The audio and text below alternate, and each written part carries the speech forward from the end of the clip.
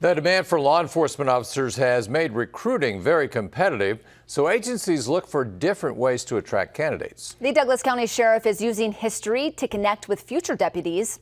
New tonight, Mike McKnight and a veteran lawman give us a first look at the Wall of Memories. Twice a month at the Douglas County Sheriff's Office, 91-year-old retired Captain Rex Gruber brings cookies and memories. Here's my revolver. 50 years ago, Rex survived a gun battle with armed suspects. They shot at me 37 times, missed me. Stories like the one Rex tells hit the mark with a new wall of history inside the sheriff's office. A lot of memories, yep, a lot of memories. In the late 1960s, Governor Norbert Tiemann congratulated Rex on a law protecting deputies' jobs. It saves the deputies from the previous sheriff, and the new sheriff could come in, couldn't fire everybody. So they have to go through a board. One of many historical moments aimed at recruiting. So when we have open house, what we want our potential deputies to see is that this department has a long history serving and being guardians to this community.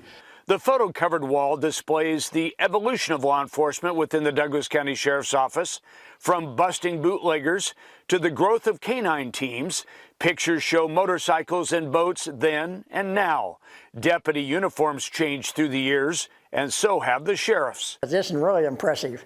Yeah, really makes me proud to be affiliated with Douglas County Sheriff, you know. And part of his 18 years of service spent improving equipment. These cruisers were 4 on the floor? 4 on the floor. No air conditioning? No air conditioning. No. And bucket seats? Bucket seats. Rex retired in 1982 to run for sheriff and lost. But the Wall of Memories has evidence that his influence on the growth of law enforcement will never leave. Although I'm gone, but it still feels like I'm part of the sheriff's office, you know. On your side at 156th and West Maple, Mike McKnight, 6 News. That photo array was produced by Revolution Wraps. The cost $3,400 and paid for out of the sheriff's recruiting budget.